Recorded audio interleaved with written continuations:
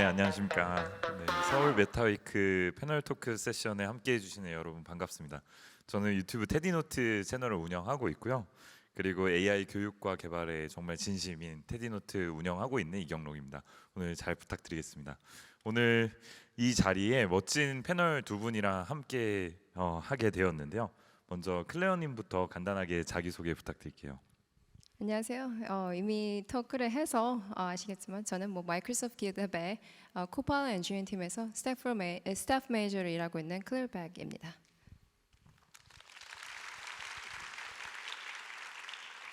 네, 다음은 지호님 자기소개 간단히 부탁드릴게요. 네, 네, 저 안녕하세요. 저는 카카오에서 선물하기라는 서비스를 개발하고 있는 시니어 프론트엔드 엔지니어 문지호라고 합니다. 반갑습니다. 네, 오늘 이렇게 두 분과 멋진 어떤 디스커션을 진행해 볼 예정입니다. 제가 사전에 좀 요즘에 핫한 주제들을 모아서 질문으로 만들어 봤거든요.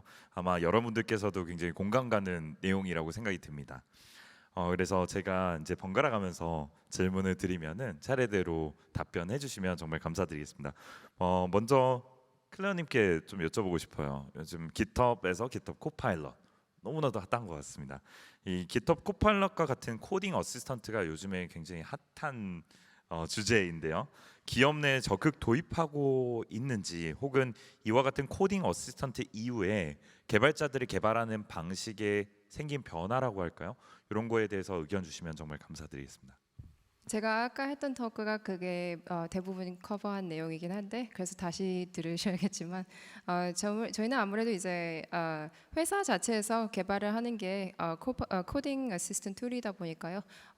회사 내에서도 개발자들에게 적극적으로 쓰라고 많이 인크리징 하고 있습니다. 하지만 우리가 도입을 할 때 조금 챌린지가 있어서 엔지니어마다 개개인마다 사실 우리는 노력을 많이 해서 어떻게 하면 AI를 효율적으로 쓸 수 있을까? 항상 매니지먼트 쪽에서는 이제 그 부분을 전략을 많이 짜는 편이고요. 코딩 도입한 뒤로는 아까 말씀드렸다시피 당연히 그 레벨마다 어떻게 도입하냐에 따라 이제 효과가 다르겠지만 특히나 주니어 엔지니어 분들이 굉장히 많이 효과를 보고 있어요. 그래서 시니어가 할 수 있는 태스크도 이젠 주니어가 많이 하고 그리고 이제 다른 랭귀지로 이제 배우는 것도 아주 빨라지고 해서 저희는 아주 유용하게 AI 툴을 쓰고 있습니다. 그러세요? 그러면 이어서 지호님께도 한번 동일한 질문을 드려보고 싶은데요. 카카오에서는 어떤 움직임을 보이고 있는지 의견 부탁드립니다. 네, 일단 저희 회사 같은 경우에도 AI를 되게 적극적으로 지원을 해주고 있고 도입을 하고 있는 추세예요. 그래서 적극 도입을 하고 있고, 그럼 개발 방식의 큰 틀은 저는 실무 레벨에서는 아직 저희한테는 변하진 않았거든요. 저희가 이제 저희 팀원분들 보면은 바이브 코딩이 이제 되게 유행하다 보니까 주말이나 이럴 때 퇴근 시간 이후에 여가 시간을 이용해서 되게 뭔가 사내 생산성을 올릴 수 있는 도구들을 바이브 코딩을 되게 많이 하시거든요. 이 과정에서는 개발 방식이 많이 바뀌긴 했죠. 기획하는 것부터 AI랑 같이 하고 태스크를 짜면서 개발하는 것도 이제 AI가 위주로 해주면서 개발자가 검토하는 방식으로 진행을 하고 있는데요.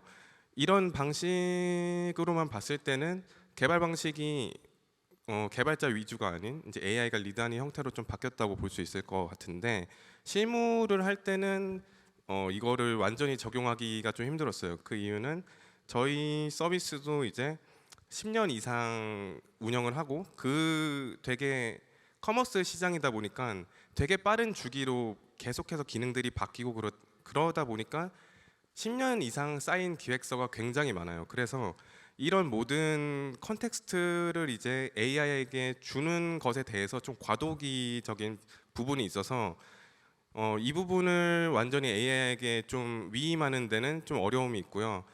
그 대신에 이제 개발 방식이 어느 정도 개발자가 이제 이끌고 있지만 그 안에서 세부적인 것을 보면 좀 다르긴 한 것 같아요. 예전에는 이제 구글링을 했지만 요즘은 이제 거의 다 AI 챗봇에 검색을 하고 있고요. 그리고 코드 제안 같은 부분도 요즘은 너무 코딩 어시스턴트들이 잘 해주잖아요. 그러다 보니까 복잡한 부분의 리팩토링이나 아니면은 꼭 그 도메인 지식이 그렇게 복잡하게 얽히지 않은 비즈니스 로직 이런 부분은 AI에게 많은 부분을 좀 위임을 하고 있습니다. 저희도 이제 궁극적으로는 AI가 리드할 수 있는 형태로 지향을 하고 있습니다. 네.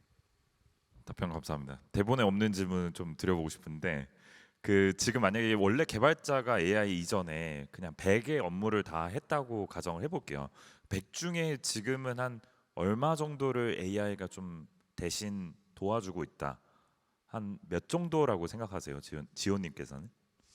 저는 실무 개발할 때는 그래도 한 꽤 많은 영역을 차지하는데 그래도 한 50 정도? 제가 이거를 막 그렇게 곰곰이 생각해 본 적은 없거든요. 근데 그냥 사내 생산성 두고 간단한 MVP를 만들 때는 정말 많은 부분을 AI한테 이제 위임이 되는데 실무 레벨에서 아직 저희가 좀 과도기적인 부분도 있어서 하지만 그 개발 상세 내용을 구현하는 데 있어서는 이제 AI 툴의 도움도 많이 들어오고 있기 때문에 한 50 정도로 네, 말씀드려 보겠습니다.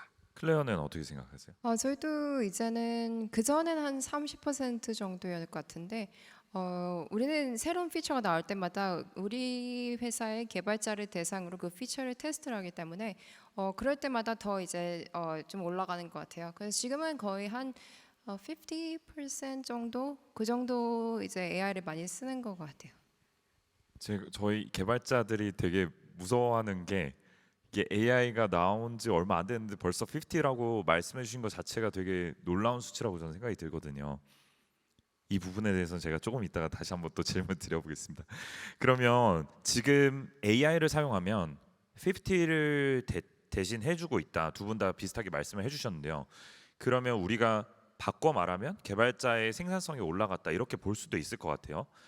그러면 각각의 개발팀에서 어떤 적정 규모, 그러니까 원래 사람이 10명이 필요했으면 지금 5명이서 동일한 일을 할 수 있다 이렇게 해석해 볼 수가 있을 것 같은데 그 규모를 줄이려는 변화나 아니면은 AI 도입 이후에 뭐 사람을 덜 뽑는다든지 이런 변화들이 있으신지 먼저 지호님께 여쭤보고 싶습니다. 네, 일단 제가 느끼는 체감으로는 뭐 저희 규모나 구성이 줄어들지는 않고 있어요. 이게 뭐 국내는 조금 더 과도기적인 측면이 있어서 그럴 수 있는데 아직은 누군가는 이제 AI를 잘 활용하는 사람도 있고 아직은 조금 변화에 조금 뒤처져서 활용을 잘 못하시는 분들도 있을 수 있어요. 그러다 보니까 이 조직 자체의 성과를 보여주려면은 좀 가시적인 성과가 있어야 되는데 그 부분을 좀 보여주는 게 시간이 좀 걸릴 수 있다고 생각하거든요. 각 개인마다 잘 활용하는 사람은 되게 본인의 성과가 늘고 본인의 생산성이 엄청 늘었다는 것은 알겠지만 조직 레벨에서 어쨌든 가시적 성과를 보여준 데는 좀 시간이 걸릴 것 같아서 저희는 아직 AI 도입으로 역량은 없다. 오히려 저희는 일이 계속 많이 더 몰려오는 상황이어서 사실 최근에는 사람을 오히려 더 지금 뽑으려고도 하고 있어요. 네. 클레어님은 어떻게 생각하세요? 저희 같은 경우도 처음에 그런 걱정이 되게 많았는데 이게 50%를 쓴다고 해서 AI가 개발자를 대체하는 건 아니에요. 이게 할 수 있는 영역이 많아지고 스코프가 커진 것뿐이지 10명이 필요했는데 이제 5명이 필요하다는 건 전혀 아닌 것 같고요. 더구나 AI가 썼을 때 그 아웃풋을 리뷰하고 발리데이션을 하는 게 굉장히 시간 많이 걸려요. 그래서 개발자를 줄인다는 거는 우리에게 효율적이지 않고요. 그리고 이제 우리가 매 분기마다 헤드카운트 리뷰를 하는데 몇 명이 이제 필요하고 그런 걸 다 하는데 좀 찾고 있는 스킬셋이 달라진 것뿐이지 적게 뽑자 이거는 아니고 지금도 저 팀에 2명 뽑고 있거든요. 그래서 이제 필요한 부분은 오히려 AI 쪽은 더구나 이제 플랫폼이나 인프라스트럭처 쪽은 또 많이 뽑아요. 왜냐면 요새는 뭐 바이브 코딩을 많이 하는데 바이브 코딩을 프로덕션 레벨로 데려가려면 인프라스트럭처가 있어야 되는데 그것도 소프트웨어 엔지니어링 해야 되잖아요. 그래서 저는 제가 보기에는 뭐 개발자 대체해서 적게 뽑고 줄이고 그거는 아직은 없는 것 같습니다. 답변 감사합니다. 그럼 다음 주제도 한번 여쭤보고 싶은데요. 개발자들은 이제 개발을 하고 나서 거기서 끝이 아니라 코드 리뷰하는 과정이 반드시 필요할 것 같습니다. 왜냐하면 이제 보안이나 뭐 여러 가지 이유에 따라서 품질 관리를 위해서 우리 리뷰하는 과정이 굉장히 중요하다고 볼 수가 있는데요. 이 리뷰하는 과정에 AI가 많이 개입되는 추세인지 아니면 만약에 그렇다라고 한다면 AI는 리뷰에 개입을 할 때 어떤 방식으로 하고 있는지 사람의 리뷰를 앞으로 점진적으로 대체해서 완전하게 대체할 수도 있을 거라고 생각하시는지 의견이 궁금합니다. 먼저 클레어한테 여쭤보고 싶은데요. 저는 코드 리뷰를 AI가 하는 경우는 좀 우리는 적고요. 오히려 반대. 코파일럿 에이전을 통해서 이제는 뭐 GitHub 이슈에다가 코파일럿을 어사이니로 넣으면 뭐 밥 먹고 오면 그거 코드 짜 있고 그렇기 때문에 엔지니어들이 리뷰를 많이 하지 AI에는 코드 리뷰를 맡기지 않습니다. 그리고 AI의 한계가 아직 많아요. 그래서 AI가 코드 리뷰를 하고 우리가 그거를 머지한다는 거는 아직은 거기까지는 아닌 것 같고요. 그리고 두 번째 질문이 뭐였죠? 사람의 아까 리뷰를 완전히 대체할 수 있는지 여쭤본 거예요. 아니요, 저는 아직 거기까지는 좀 많이 시간이 남았다고 생각을 합니다. 제가 최근에도 그 소개해 주셔가지고 깃허브 코파일럿 그 어사이니 해서 정말 잘 쓰고 있거든요. 근데 제가 100% 공감하고 있는 부분은 뭐냐면 뭔가 얘가 이제 더 이상 나를 리뷰 안 해도 되게끔 만들어준다 이런 느낌이라기보다는 나도 리뷰를 하겠지만 얘도 같이 리뷰를 해서 내가 놓치는 것들을 뭔가 잡아주고 도와주는 그런 역할을 한다는 점에서 굉장히 유용하게 잘 쓰고 있는 것 같습니다. 지호님께도 한번 여쭤보고 싶은데요. 동일한 질문인데 코드 리뷰 과정에서 혹시 AI 도구를 쓰고 계신지, 만약 개입을 하고 있다면 어떻게 활용하고 계신지와 마지막으로 사람의 리뷰를 얼만큼 대체할 수 있는지 이런 의견이 궁금합니다. 네, 일단 저희 조직에서는 코드 리뷰 사내 코드 리뷰 툴이 있어요. 그 AI가 이제 붙은 코드 리뷰 툴이 있어서 이거를 계속 시범적으로 적용을 해보고 그리고 의견을 청취해서 떼보기도 하고 이런 과정을 겪고 있거든요. 근데 저희 조직에서 나왔던 얘기는 AI가 이제 1차적인 리뷰를 해주는 데는 되게 뭐 괜찮다, 도움이 된다 이런 얘기들을 하거든요. 왜냐하면은 개발자가 그런 1차적인 뭐 코드 스멜이 있거나 아니면 뭐 좀 보안 이슈가 있거나 뭐 이런 것들을 개발자가 일일이 캐치해서 그 작업한 사람이랑 커뮤니케이션을 하는 것보다 AI가 1차적으로 그런 것들을 캐치해서 개발자가 스스로 먼저 고치게 하면은 리뷰를 하는 입장에서도 좀 더 비용이 줄어들고 조금 더 편하게 할 수 있거든요. 그래서 이런 점은 이점이라고 다들 생각을 하는데 저희가 쓰면서 조금 불편했던 점 중에 하나가 개발자들이 이제 명확한 의도를 갖고 작성한 코드들이 있어요. 근데 이런 것들에 대해서도 이제 오히려 역제한, 뭐 다른 제안들을 해주기도 해요. 그래가지고 이런 좀 비즈니스 로직에 대한 타당성에 대한 뭐 다른 제안을 해주거나 이런 부분에 있어서 오히려 개발자들에게 지금 좀 혼란을 일으키고 있다. 이거는 좀 노이즈가 되는 포인트들도 좀 있다. 그러다 보니까 계속 시범적으로 도입을 해보는 것 같아요. 이번에 도입해보고 껐다가 좀 시간이 지나서 AI가 조금 더 발전했으니까 이번에 한번 도입해보고 꺼보자. 이런 식으로 좀 운영을 해보고 있습니다. 그리고 저도 클레어가 말씀하신 것처럼 뭐 리뷰를 사실 대체한다고는 하긴 좀 어렵다.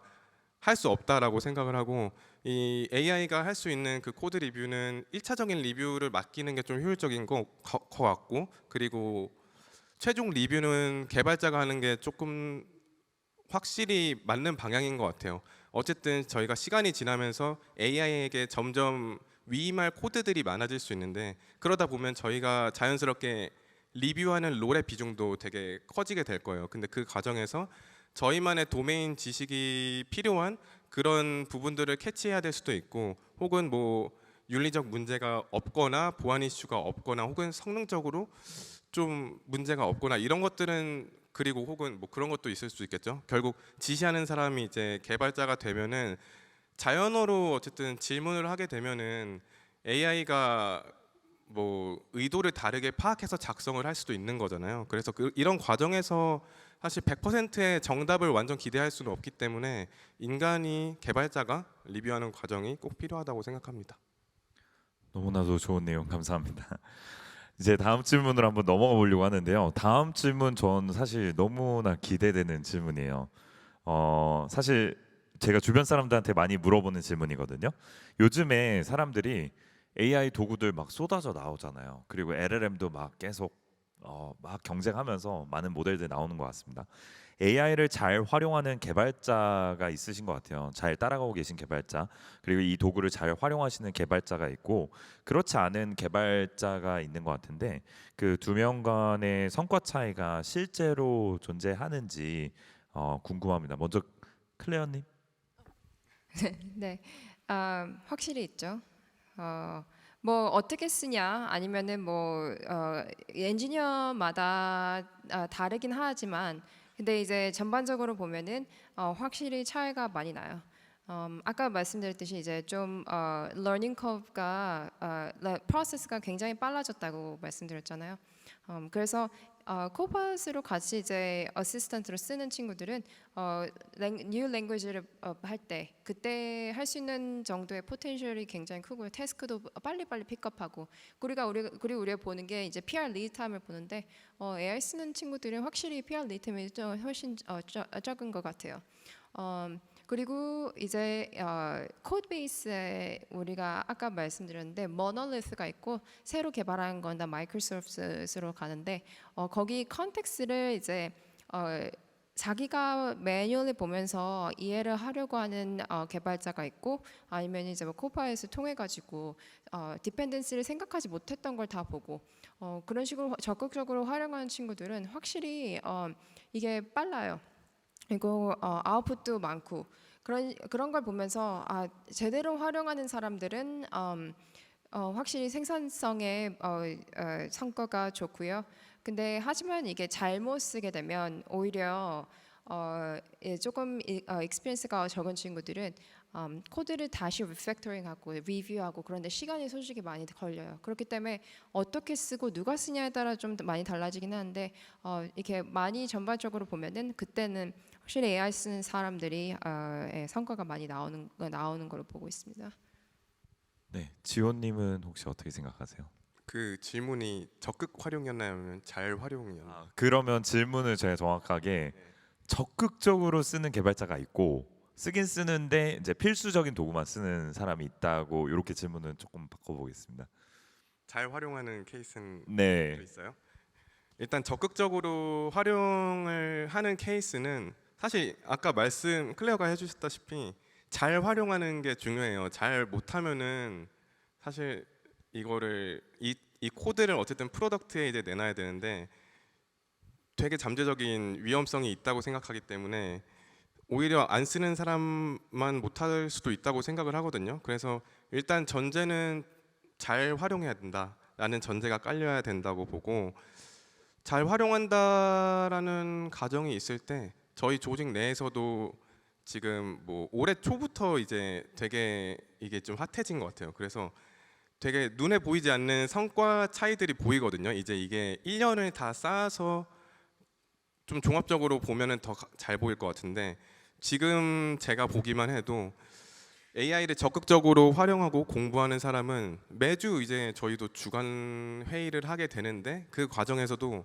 더 많은 정말 좋은 제안들을 많이 해주시고 그리고 더 많은 생산성을 올릴 수 있는 그런 제안도 해주시고 그러다 보니까 아무래도 AI를 적극적으로 잘 활용하시는 분들은 생산성이 저는 높아질 수밖에 없다. 이게 성과로 이어질 수밖에 없다라고 생각을 해요. 코드를 작성하는 부분에 있어서도 아무래도 AI한테 어느 부분을 잘 위임할지 이거를 뭐 각자 프로젝트 서비스 환경마다 다르겠지만 이런 영역들을 잘 구분하면서 AI를 잘 활용하면은 본인이 또 그 나무가 아닌 숲을 볼 수 있는 기회가 또 있거든요. 더 창의적인 걸 할 수 있고 그 시간에.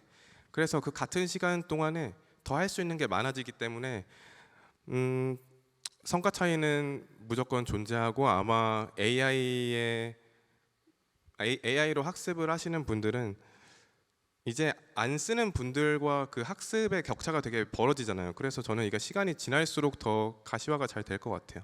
네. 감사합니다. 근데 제가 대본에 없는 또 추가 질문 하나 드려보고 싶은데요.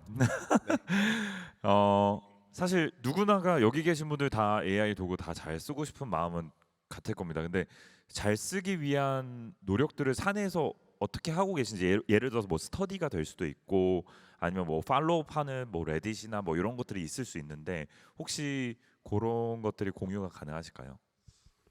저희 같은 경우에는 저희는 이제 뭐 바이브 코딩 최근 너무 핫하잖아요. 그래서 저희도 발전하는 그 기술의 흐름에 맞춰서 따라가야 되기 때문에 뭐 스터디를 하고 있어요. 회사 내에서 스터디를 하고 있고 그 스터디를 할 때 각자 본인이 주제를 정해서 AI에 어떻게 잘 활용할지 이런 것들을 인사이트를 공유하는 시간을 갖거든요. 그래서 뭐 주말이나 퇴근 시간 이후에 여가 시간에 좀 이제 공부를 해가지고 그런 것들을 서로 공유하면서 체크하는 시간을 가져요. 그래서 본인은 이렇게 생각을 했는데 뭐 다른 분들은 이런 의견에 대해서 어떻게 생각하는지, 그래서 서로 궁극적으로 이런 방향은 좀 괜찮은 것 같다 이런 식으로 또 저희는 계속 생각을 해보려고 노력을 하고 있어요. 그리고 뭐 유튜브나 이런 좀 먼저 앞서 나가는 분들이 어떻게 쓰시는지 이런 것들도 이제 보면서 같이 공유하고 이게 실무 적용에 잘 될 수 있는지 이런 것들도 공유하곤 합니다.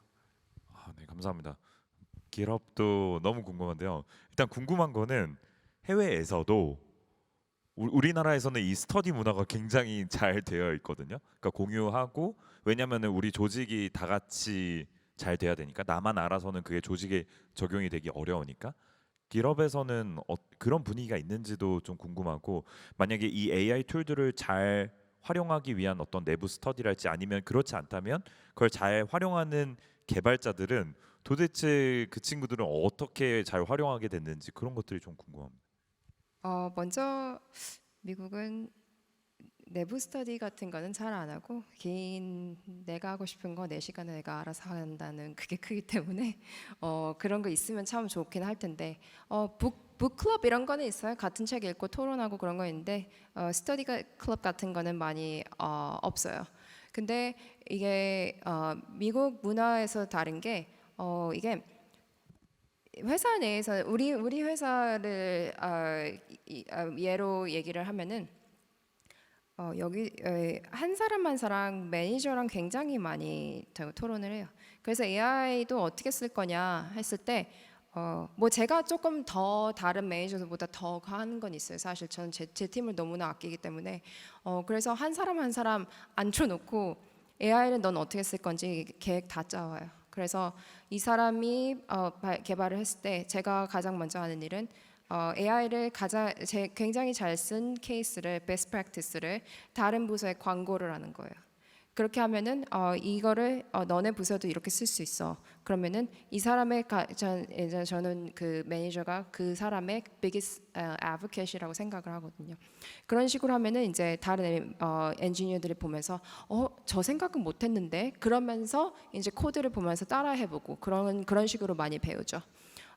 그리고 다른 하나는 이제 우리가 뭐 평가할 때 넣기라고 하긴 좀 그런데 이제 6개월마다 엔지니어 이발루에이션을 해요. 그 중에서 그 전에는 이제 뭐 테크니컬한 거랑 이제 리더십 그리고 커뮤니케이션 이런 걸 좀 많이 봤는데 이제는 AI 유시지를 어떻게 쓰는가, 그리고 그 유시지를 통해서 비즈니스 임팩트가 뭐였는가를 이제 우리가 넣었어요 크라이테리아에. 그걸 가지고 뭐 이 사람이 일 못한다 그런 걸 정하는 건 아니지만 이제 어디셔널한 이제 데이터 포인트로 넣기 시작을 했어요. 그 뒤로부터는 이제 조금 더 적극적으로 엔지니어들이 어떻게 쓸 수 있을까 고민을 좀 많이 하더라고요. 그래서 저는 근데 그렇게 생각해요. 회사 내에서 이렇게 AI를 잘 쓰게 하려면은 그 팀 내에 서포터가 있어야지 잘 쓸 수 있다고 믿는 사람이기 때문에 예, 그 매니저 역할이 굉장히 크다고 생각합니다. 네, 너무 감사합니다. 또 이렇게 기업의 어떤 분위기를 들어볼 수 있는 시간이 없기 때문에 수정의 의견 감사드리고요. 그럼 다음 주제로 또 넘어가 볼게요. 이것도 많은 개발자들이 지금 밥그릇 걱정하는 그런 내용인데, AI가 개발자를 대체할 것이라고 생각하시는지, 아니면 오히려 개발자들에게 기회라고 생각하시는지, 요거를 여쭤보고 싶은데 먼저 지호님부터 답변해 주시면 감사드리겠습니다. 네, 일단 AI가 뭐 대체한다라고 하기에는 좀 지금 보이는 한계도 명확하고 그래서 대체하기는 힘들다고 보거든요. 이제 앞서서도 좀 말씀을 드렸는데 어쨌든 시간이 지날수록 AI가 고도화되고 저희도 이제 AI를 더 잘 쓰는 법들을 알게 되면서 AI가 작성하는 코드들이 많아질 거예요. 어쨌든 저희는 결과적으로 뭔가 그 리뷰를 하는 역할에 많이 갈 것 같고, 잘 지시하고 잘 리뷰하고, 이런 인간이 잘하는 것과 AI가 잘하는 것, 이런 것들이 상호 보완적인 관계로 나아가지 않을까 싶어요. 그래서 앞서 말씀드렸다시피 리뷰나 뭐 이런 지시, 이런 또 인간이 더 잘하는 부분, 도메인 지식 기반으로 문제를 해결할 수 있거나 뭐 윤리적인 문제가 없는지 이런 것들을 캐치하거나, 혹은 다른 직군들이 있으면 다른 직군 간의 커뮤니케이션, 이런 좀 유동적인 감성적인 그런 것들은 또 더 잘할 수 있기 때문에 여전히 필요하다고 보고 대체되기는 어렵다고 생각하고 있어요. 감사합니다. 클레어는 어떻게 생각하세요? 저는 그런 얘기 기사 많이 나오는데 저는 아직은 멀었다고 솔직히 생각을 해요. 아까도 말씀드렸지만 어떤 AI를 쓰든 헛소리 할 때가 좀 많아요. 그렇기 때문에 그 헛소리 하는 게 적어지려면은 결국엔 AI도 데이터거든요. 데이터를 어떻게 가지고 트레이닝을 하느냐에 따라서 답변이 달라지는 거기 때문에 그거를 아예 휴먼 디벨로퍼를 대체할 수는 없다고 생각을 합니다. 그리고 보면은요, 우리가 뭐 프로덕트 스펙을 썼을 때 뭐 마켓 리서치나 이런 게 다 퀀티테이티브 애널리시스가 있지만 퀄리테이티브 애널리시스도 있단 말이에요. 그 부분은 AI가 어떻게 다 그걸 이해를 하고 그걸 프로덕트 개발을 해서 코드를 짜고 그런 것까지 다 한다는 건지 저는 솔직히 이해가 잘 안 가고요. 그래서 오히려 이제 AI가 이렇게 붐이 될수록 우리는 항상 생각하는 게 다들 코드를 배워야 된다 그렇게 생각을 하지 AI가 대체를 할 거다 그렇게는 우리는 접근하지는 않습니다. 저는 한 몇 년 정도 더 일할 수 있을까요? 1년? 아니요, 농담이에요. 감사합니다. 네. 그러면 다음 질문으로 넘어가 볼게요. 저도 이런 경험이 있습니다. 요즘에 주니어 개발자들, 챗GPT 이후에 이제 개발 공부를 시작한 개발자들이 흔히 저에게 이제 가지고 와서 얘기하는 게 챗GPT가 이렇게 코드를 짜줘서 그렇게 했다라는 질문들을 많이 해줍니다. AI가 제안하는 코드의 깊이를 이해하지 않고 사용하는 개발자들이 굉장히 많이 늘어나고 있는 것 같아요. 이런 현상들을 어떻게 바라보시는지 먼저 클레어님부터 부탁드립니다. 우리 인턴들이 그래요. 많이 혼나죠. 많이 혼나고 왜 이렇게 짰어? 그러면은 코팔럿이 알려줬다고. 그래서 자랑스럽게 또 얘기해요. 네. 그 자신감. 그래서 리뷰를 했냐 그랬더니 자기가 읽어봤대. 된대. 시니어 데리고 와서 어디가 안 되고 하면은 I'm so sorry. 또 이렇게 조용히 가서 또 열심히 일하고. 저는 굉장히 위험한 거라고 생각을 해요, 사실. 저는 예전에 비전공자였어요. 회계사로 일을 하다가 이제 컴퓨터로 엔지니어링 바꾼 케이스인데 그때는 AI가 없었어요. 그래서 정말 눈물 흘리면서 공부했거든요. 그때 AI가 나왔으면은 정말 눈물 덜 흘리고 공부했을 수 있었을 텐데 그 생각을 하면서도 지금 친구들 보면은 펀더멘탈이 굉장히 약한 걸 보고서 이게 AI가 좋으면서도 위험한 거구나. 전혀 코드 리뷰도 안 하고 그냥 뭐 다 썼다고 멀지하려고 그러고 그러는 경우가 너무 많아요. 그래서 이게 잡 마켓이 일자리가 구하기 힘들어진 게 아니고요. 워킹 익스피리언스를 통해서 코드 리뷰 스킬도 있고 해야 되는데 그게 부족하기 때문에 이제 조금 더 힘들어진 것뿐이지 그게 AI가 대체를 해서 사람을 안 뽑는 건 아니거든요. 그래서 네, 그 현상은 아주 위험하다고 저는 생각합니다. 지호님은 어떻게 생각하세요? 네, 일단 깊이 이해하지 않는다는 것 자체가 사실 저희 쪽 서비스 생각해 보면 좀 상상도 못할 것이 하거든요.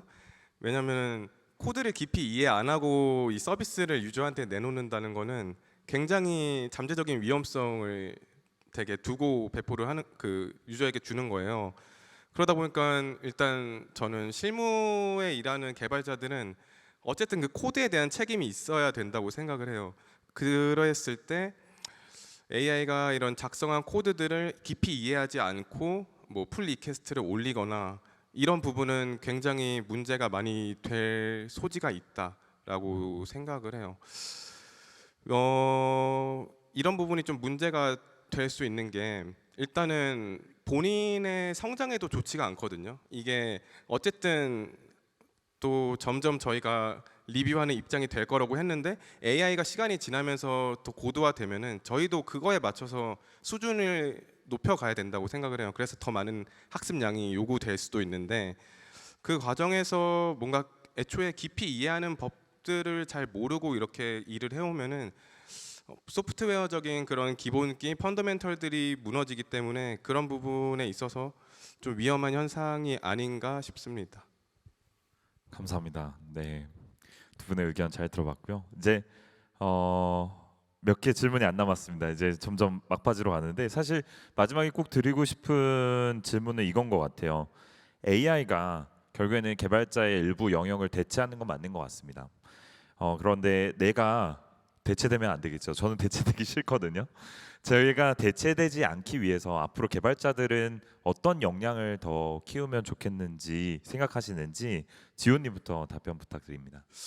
일단은 AI 시대가 와도 기존의 좋은 개발자에 대한 특성은 깔고 가야 된다고 생각을 해요. 뭐 문제 해결 능력이나 적극적으로 좀 뭐 학습 의지가 있다거나 소프트웨어 설계 능력이 있다던가 뭐 커뮤니케이션 하는 그런 스킬들은 여전히 필요하다고 생각을 하고 AI 시대 이후에 이제 변하는 거라면은 아무래도 AI를 잘 활용하는 게 잘 활용하지 못하는 사람보다 큰 포텐셜이 있기 때문에 이 부분이 되게 중요한 것 같고 그 혹시 질문이 또 대체될 수 없는 개발자의 핵심 역량.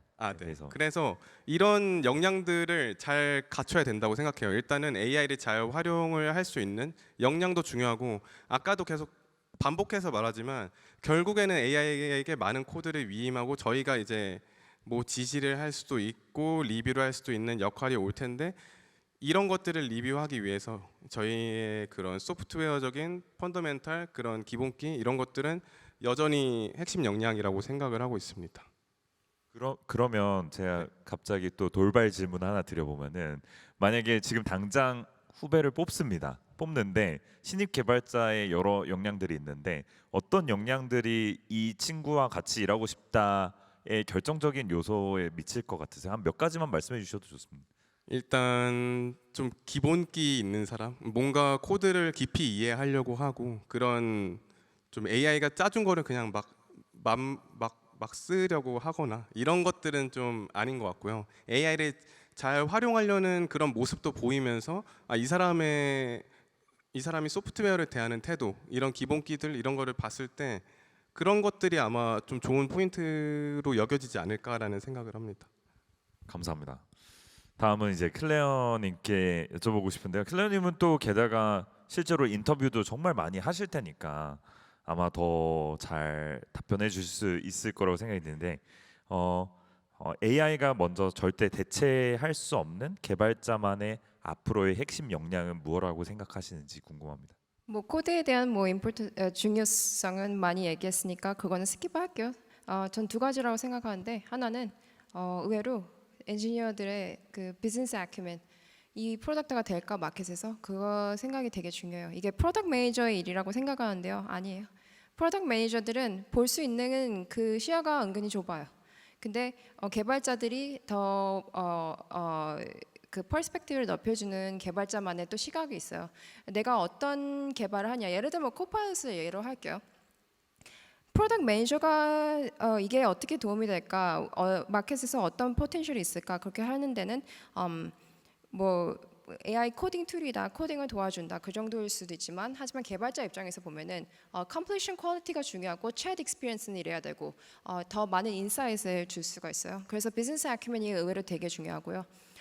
그리고 아주 정말 더 중요한 거는 아키텍처. 그거를 시스템을 만들 때 어떻게 만들 건지 AI한테 물어본다고 그게 되는 게 아니거든요. 어떤 상황에서 그냥 데이터베이스만 어떤 테이블에 데이터를 스토어하면 되는 건지 어떤 땐 카프카를 써야 되는 건지 아니면 스케일링은 어떻게 할 것인지 그런 것부터 시작해서 다 생각을 하셔야 되는데 그런 아키텍처에서 뭐 인터뷰 보면은 아주 많이 떨어집니다 요새. 다들 그냥 바이브 코딩만 하시는 것 같아요. 그래서 이제 인터뷰할 때 아키텍처가 우리는 왜 요새는 그런 거 있잖아요. 인터뷰할 때 뭐 AI 툴 해가지고 코딩 도와주는 뭐 그런 거 나오잖아요. 필요 없어. 아키텍처 라운드 해보면요 거기서 다 떨어져요. 비 내리듯이 다 떨어져. 그렇기 때문에 그 아키텍처를 어떤 시스템을 스케일러블하게 하고 어떤 걸 시큐어하게 하고 만들 건지 그리고 디플로이먼트 할 때 뭐 프로덕션 레벨 디플로이먼트 할 때 지금은 1,000명이 쓸 애플리케이션을 나중에 1억 명이 쓸 걸 어떻게 스케일 할 건지 그거부터 생각을 하셔야 될 것 같아요. 그게 정말 중요하다 생각합니다. 네, 감사합니다. 그 아키텍처에 대한 중요성도 요즘에는 시니어 개발자분들께서 정말 많이 강조해 주셔서 이 바이브 코딩 시대에도 요즘에 국내에서 많이 강조가 되고 있는 것 같은데, 사실 아까 비즈니스 마인드 같은 경우에도 중요하다라고 생각은 들지만 저는 굉장히 놀랐던 게 국내 개발자 컨퍼런스에서 비즈니스 마인드에 대한 내용을 크게 잘 다루진 않고 뭔가 성능 고도화 측면, 효율화, 아키텍처 이런 부분들 기술적인 내용들을 주로 많이 다뤄지는 것 같아요. 근데 제가 지난달에 실리콘밸리에 뭐 해커톤을 가거나 그러면은 거기에 개발자들은 다 비즈니스적인 고민들을 많이 하는 걸 보고 나서 되게 많은 충격을 받았었거든요. 그래서 그 부분에 대해서 언급해 주셔서 굉장히 놀랐습니다. 네. 이게 보면은 스타트업 보면은 프로덕트 없이 그 파운더 두 명이서 뭐 코파운더 두 명이서 엔지니어였던 사람들이 시작하는 경우가 정말 많아요.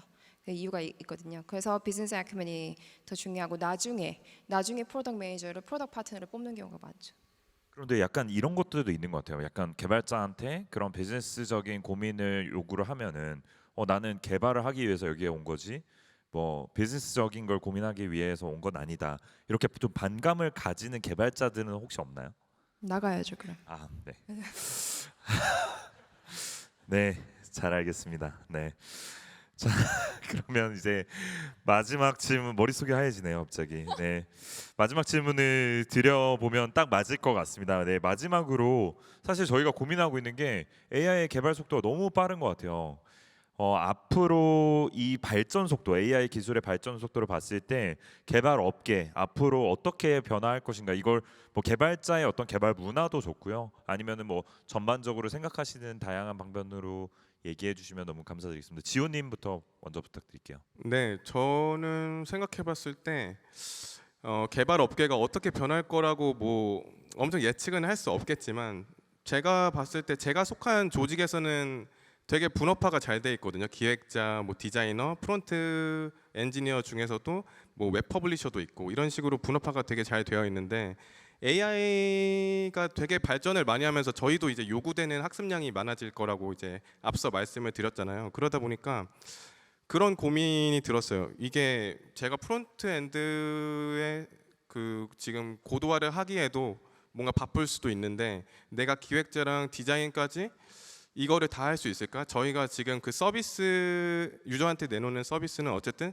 최고의 기획자들과 최고의 디자이너들과 최고의 뭐 웹 퍼블리셔들과 다 이제 같은 각 그 직군마다의 스페셜리스트들이랑 함께 하는 거거든요. 근데 이게 AI를 통해서 뭐 더 많은 부분을 커버할 수 있다고 하지만 이게 최소 기반 지식이라는 게 좀 한정이 될 것 같아요. 이게 뭐 기획자, 디자이너 이런 쪽을 또 커버하려면은 그 전문성에 대해서도 사실 최소 기반하는 지식이 되게 요구되는 게 많을 거란 말이에요. 근데 사실 그런 것들을 다 챙기는 것보다는 그런 것들을 두루두루 하는 것보다는 각 직군에서의 스페셜리스트들이 더 역량을 키워서 AI를 핸들링하는 방식으로 가지 않을까 싶습니다. 감사합니다. 마지막 클레어한테 질문 드리고 싶은데 같은 질문인데요. AI 기술 발전 속도를 고려할 때 앞으로 이 개발 업계가 어떻게 변할 것인지 궁금합니다. 이게 AI 테크놀로지가 뭐 자고 일어나면 다시 또 새로운 게 나오고 그런 데라서 저 솔직히 뭐 프리딕션을 하기는 되게 힘든 분야인 것 같아요. 근데 말씀드렸듯이 그 AI가 뭐 뉴 테크놀로지가 나오고 안 나오고를 떠나서요. 아까 말씀드린 잔소리 한 10분 했잖아요.